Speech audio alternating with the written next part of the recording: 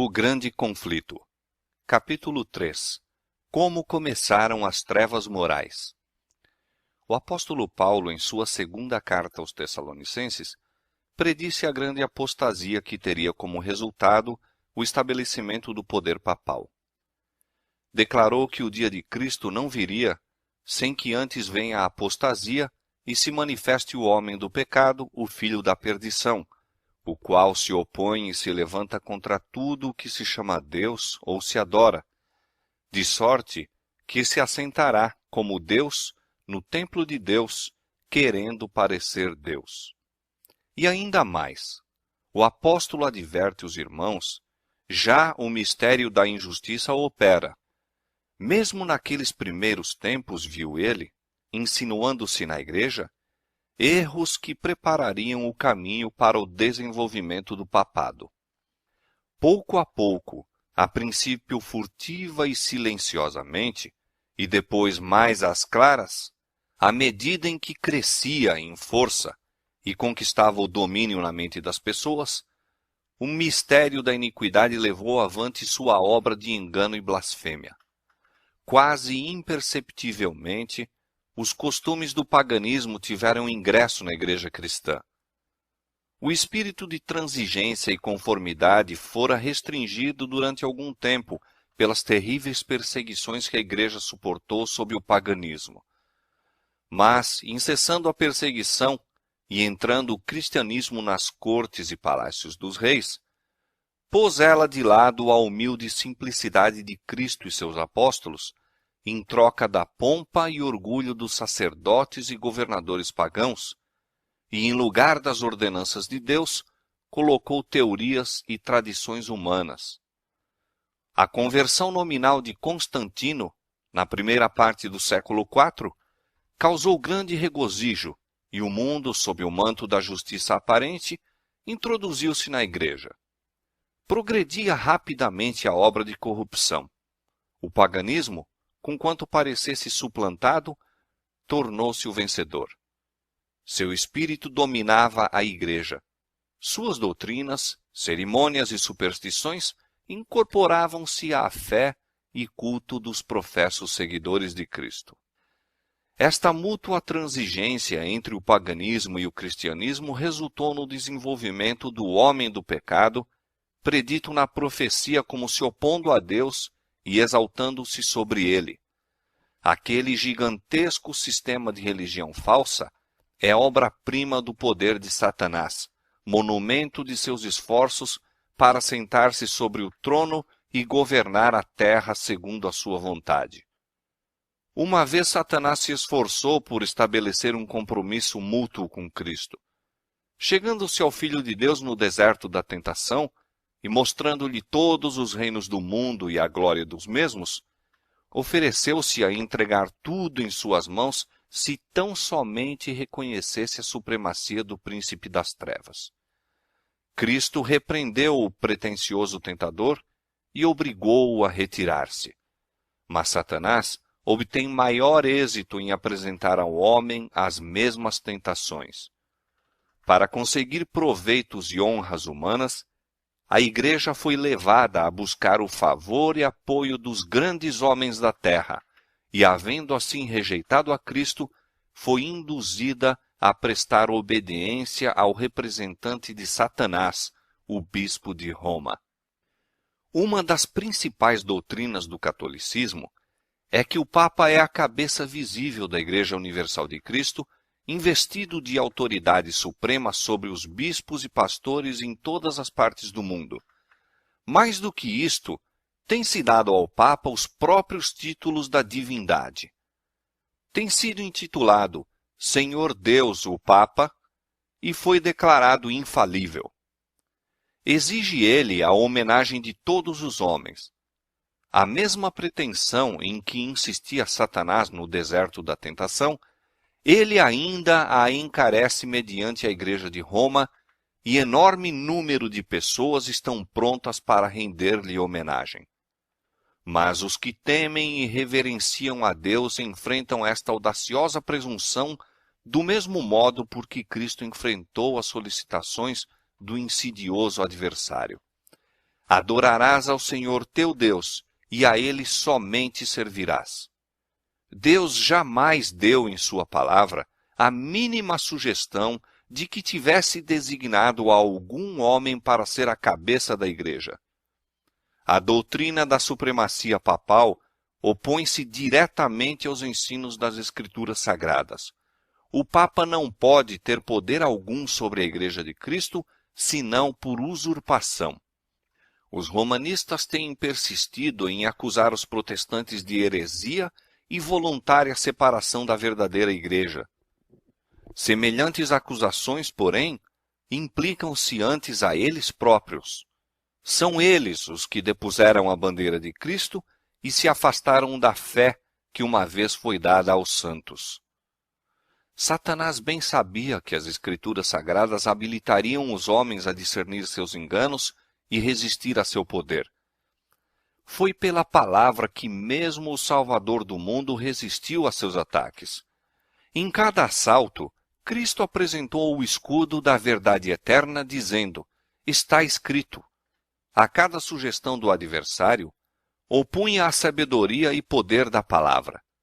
A fim de Satanás manter o seu domínio sobre os homens e estabelecer a autoridade humana, deveria conservá-los na ignorância das Escrituras. A Bíblia exaltaria a Deus e colocaria o homem finito em sua verdadeira posição. Portanto, suas sagradas verdades deveriam ser ocultadas e suprimidas. Esta lógica foi adotada pela Igreja de Roma. Durante séculos, a circulação da Escritura foi proibida. Ao povo era vedado lê-la ou tê-la em casa, e sacerdotes e prelados sem escrúpulos interpretavam-lhe os ensinos de modo a favorecerem suas pretensões. Assim, o chefe da igreja veio a ser quase universalmente reconhecido como o vigário de Deus na terra, dotado de autoridade sobre a igreja e o Estado.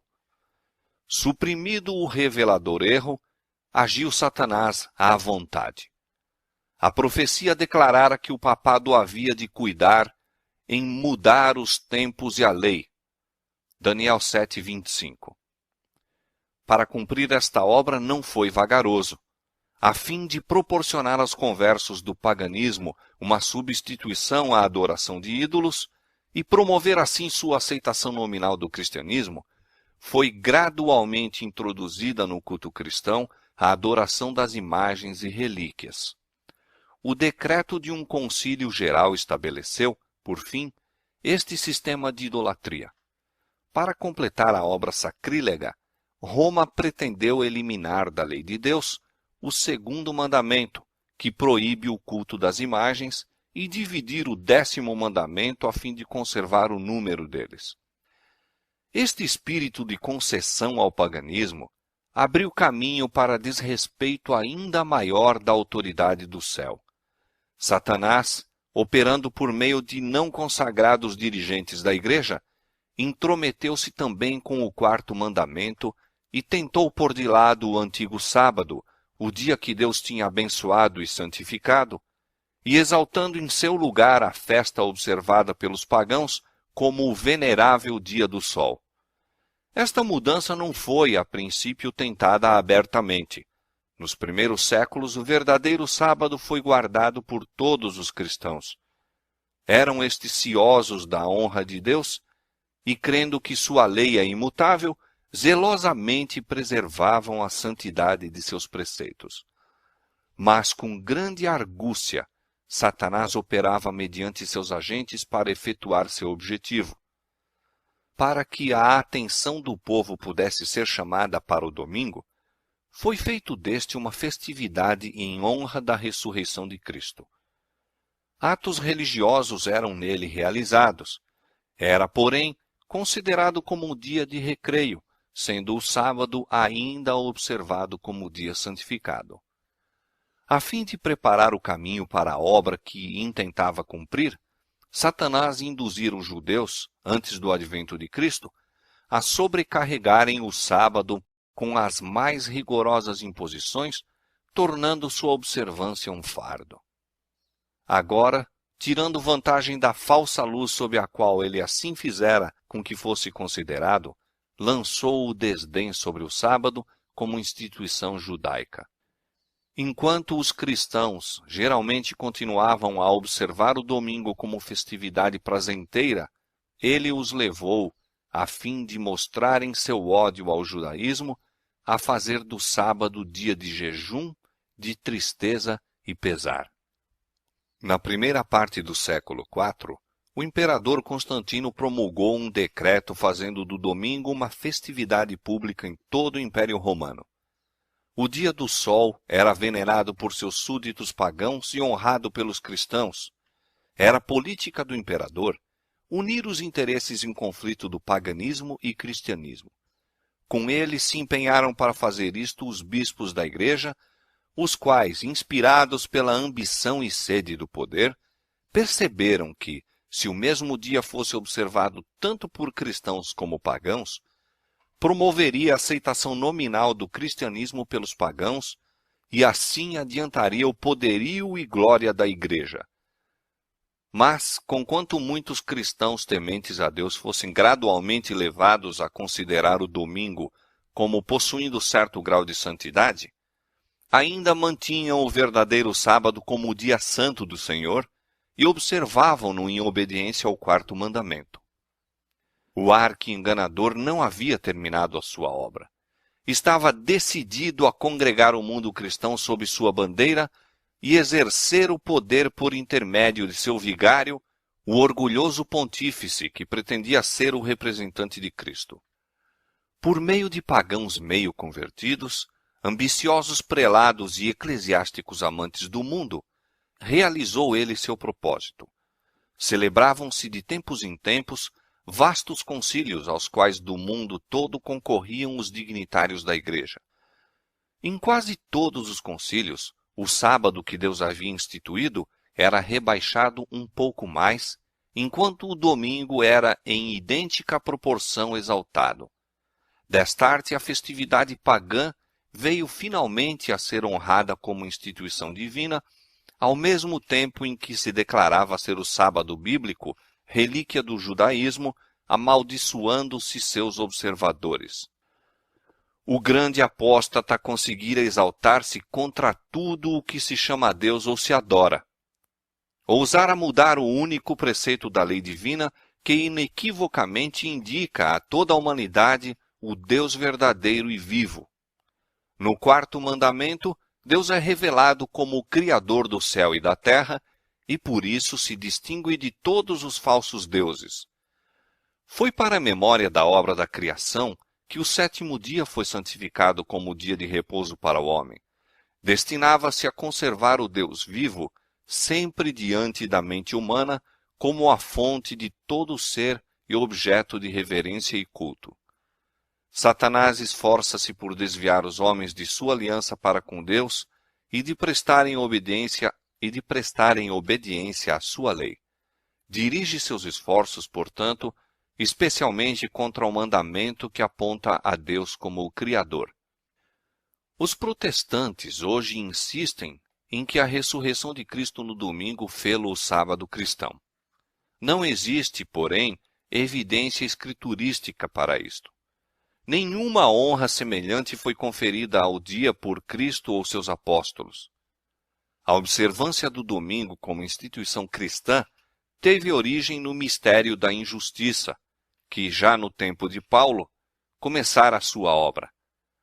Onde e quando adotou o Senhor este filho do papado? Que razão poderosa se poderá dar para uma mudança que as Escrituras não sancionam? No século VI, tornou-se o papado firmemente estabelecido. Fixou-se a sede de seu poderio na capital imperial e declarou-se ser o bispo de Roma a cabeça de toda a igreja. O paganismo cedera lugar ao papado. O dragão dera à besta o seu poder e o seu trono e grande poderio. Apocalipse 13:2. E começaram então os 1260 anos da opressão papal, preditos nas profecias de Daniel, capítulo 7, 25, e Apocalipse, capítulo 13, versos 5 a 7. os cristãos foram obrigados a optar entre renunciar sua integridade e aceitar as cerimônias de culto papais, ou passar a vida nas masmorras, sofrer a morte pelo instrumento de tortura, pela fogueira ou pela machadinha do verdugo. Cumpriam-se as palavras de Jesus, e até pelos pais e irmãos e parentes e amigos sereis entregues, e matarão alguns de vós, e de todos sereis odiados por causa do meu nome. Desencadeou-se a perseguição sobre os fiéis com maior fúria do que nunca, e o mundo se tornou um vasto campo de batalha. Durante séculos, a Igreja de Cristo encontrou refúgio no isolamento e obscuridade. Assim diz o profeta: a mulher fugiu para o deserto, onde já tinha lugar preparado por Deus, para que ali fosse alimentada durante 1260 dias. Apocalipse 12, verso 6. O acesso da Igreja de Roma ao poder assinalou o início da escura Idade Média. Aumentando seu poderio, mais se adensavam as trevas. De Cristo, o verdadeiro fundamento, transferiu-se a fé para o Papa de Roma. Em vez de confiar no Filho de Deus para o perdão dos pecados e para a salvação eterna, o povo olhava para o Papa e para os sacerdotes e prelados a quem alegava autoridade. Ensinava-se-lhe ser o Papa seu mediador terrestre e que ninguém poderia aproximar-se de Deus senão por seu intermédio.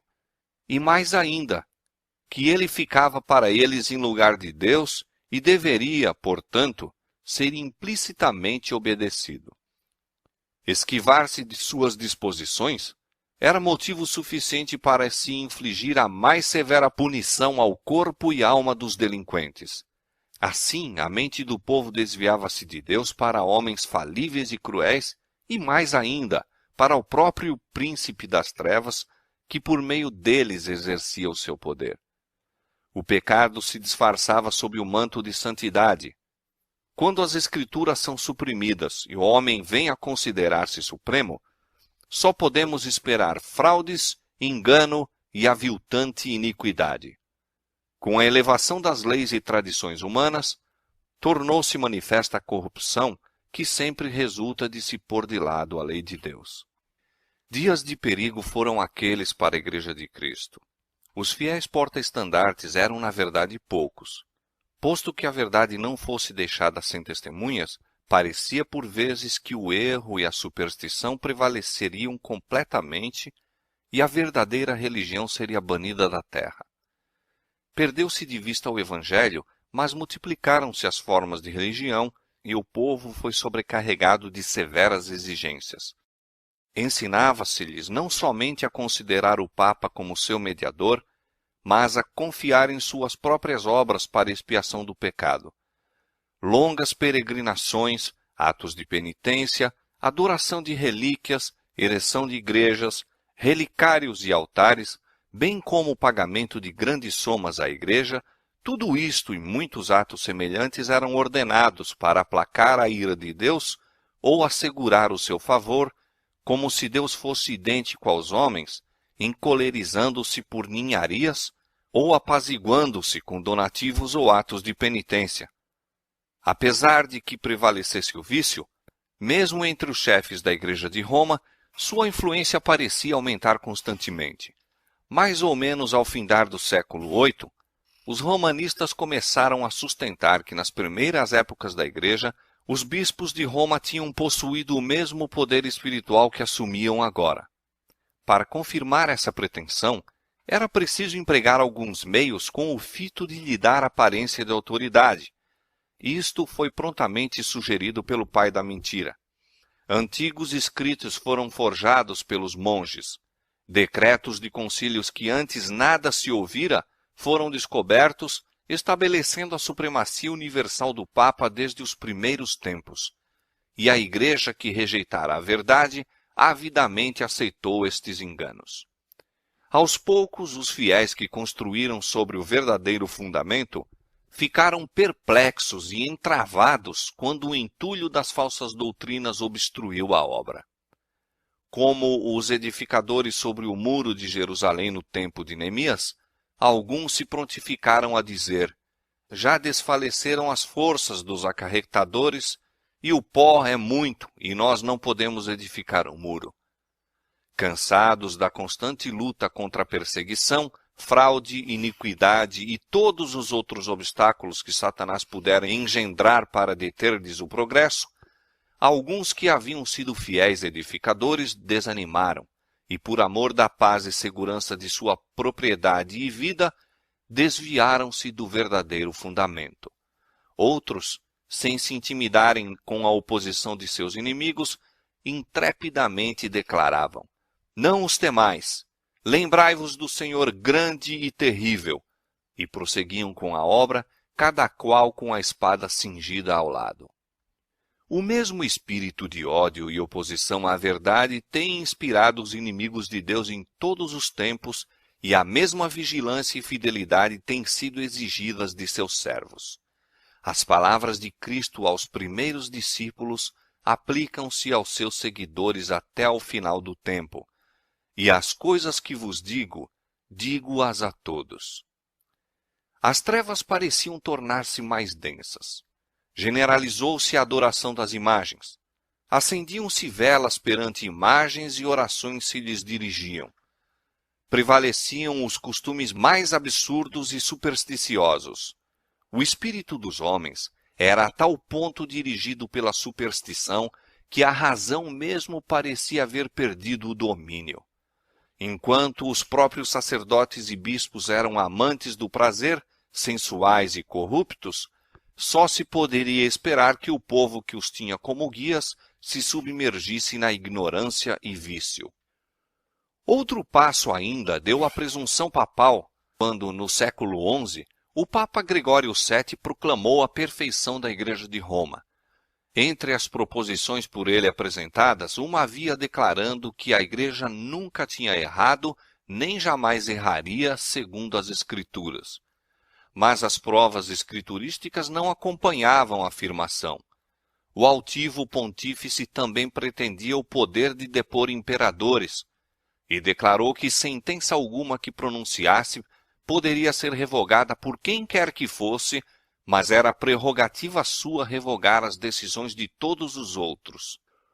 Uma flagrante ilustração do caráter tirânico do Papa Gregório VII se nos apresenta no modo por que tratou o imperador alemão Henrique IV. Por haver intentado desprezar a autoridade do Papa, declarou-o este excomungado e destronado.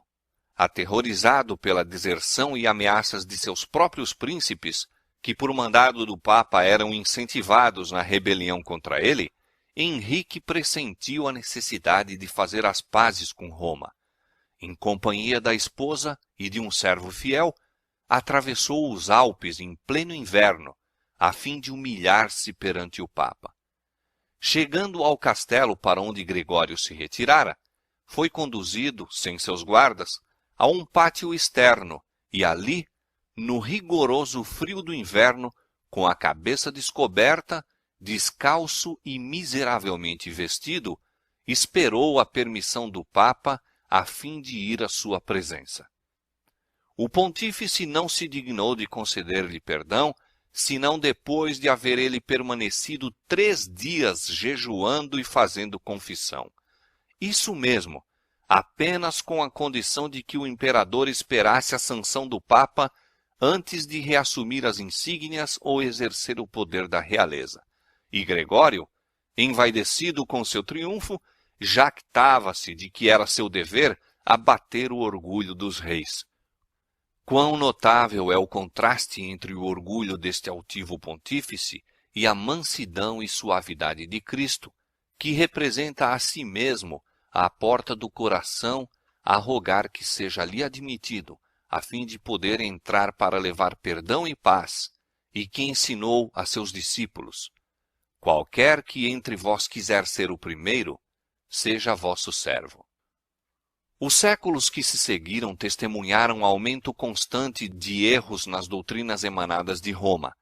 Mesmo antes do estabelecimento do papado, os ensinos dos filósofos pagãos haviam recebido atenção e exercido influência na Igreja. Muitos que se diziam conversos ainda se apegavam aos dogmas de sua filosofia pagã e não somente continuaram no estudo desta, mas encareciam-no a outros como o meio de estenderem sua influência entre os pagãos. Erros graves foram assim introduzidos na fé cristã. Destaca-se, entre outros, o da crença na imortalidade natural do homem e sua consciência na morte. Esta doutrina lançou o fundamento sobre o qual Roma estabeleceu a invocação dos santos e a adoração da Virgem Maria. Disto também proveio a heresia do tormento eterno para os que morrem impenitentes, a qual logo de início se incorporara à fé papal. Achava-se então preparado o caminho para a introdução de ainda outra invenção do paganismo, a que Roma intitulou purgatório e empregou para amedrontar as multidões crédulas e supersticiosas. Com esta heresia, afirma-se a existência de um lugar de tormento no qual as almas dos que não merecem condenação eterna devem sofrer castigo por seus pecados e do qual, quando libertas da impureza, são admitidas no céu. Ainda uma outra invencionice era necessária para habilitar Roma a aproveitar-se dos temores e vícios de seus adeptos. Esta foi suprida pela doutrina das indulgências. Completa remissão dos pecados, passados, presentes e futuros, e livramento de todas as dores e penas em que os pecados importam, eram prometidos a todos os que se alistassem nas guerras do pontífice para estender seu domínio temporal, castigar seus inimigos e exterminar os que ousassem negar-lhe a supremacia espiritual. Ensinava-se também ao povo que, pelo pagamento de dinheiro à igreja, poderia livrar-se do pecado e igualmente libertar as almas de seus amigos falecidos que tivessem condenados às chamas atormentadoras. Por esses meios, Roma abarrotou os cofres e sustentou a magnificência, o luxo e os vícios dos pretensos representantes daquele que não tinha onde reclinar a cabeça. A ordenança escriturística na ceia do Senhor fora suplantada pelo idolátrico sacrifício da missa. Sacerdotes papais pretendiam, mediante esse disfarce destituído de sentido, converter o simples pão e vinho no verdadeiro corpo e sangue de Cristo. Com blasfema presunção pretendiam abertamente o poder de criar em Deus, o Criador de todas as coisas. Aos cristãos exigia-se, sob pena de morte, confessar sua fé nesta heresia horrível que insulta ao céu. Multidões que a isto se recusaram foram entregues às chamas.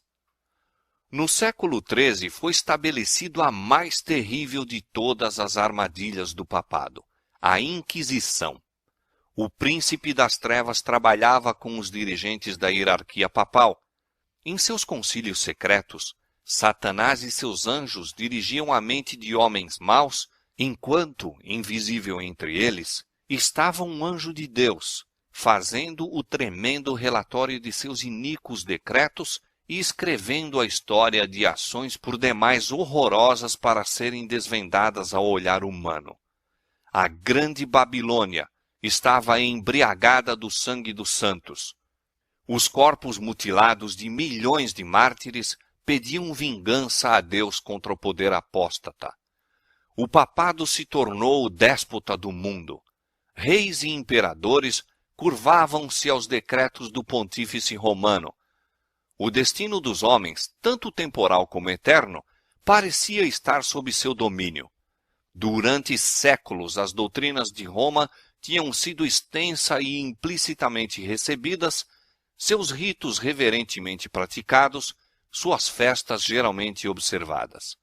Seu clero era honrado e liberalmente mantido. Nunca a Igreja de Roma atingiu maior dignidade, magnificência ou poder. Mas o meio-dia do papado foi a meia-noite do mundo. As Sagradas Escrituras eram quase desconhecidas, não somente pelo povo, mas pelos sacerdotes. Como os fariseus de outrora, os dirigentes papais odiavam a luz que revelaria os seus pecados. Removida a lei de Deus, a norma de justiça, exerciam eles poder sem limites e praticavam os vícios sem restrições. Prevaleciam a fraude, a avareza, a libertinagem. Os homens não recuavam de crime algum pelo qual pudessem adquirir riqueza ou posição. Os palácios dos papas e prelados eram cenários da mais vil devassidão. Alguns dos pontífices reinantes eram acusados de crimes tão revoltantes que os governadores seculares se esforçavam por depor esses dignitários da Igreja como monstros demasiado vis para serem tolerados. Durante séculos, a Europa não fez progresso no saber, nas artes ou na civilização. Uma paralisia moral e intelectual caíra sobre a cristandade. A condição do mundo sob o poder romano apresentava o cumprimento terrível e surpreendente das palavras do profeta Oséias. O meu povo foi destruído porque lhe faltou o conhecimento. Porque tu rejeitaste o conhecimento, também eu te rejeitarei, visto que te esqueceste da lei do teu Deus, também me esquecerei de teus filhos. Não há verdade, nem benignidade, nem conhecimento de Deus na terra. Só prevalecem o perjurar e o mentir, e o matar e o furtar, e o adulterar, e há homicídios sobre homicídios. Foram estes os resultados do banimento da palavra de Deus.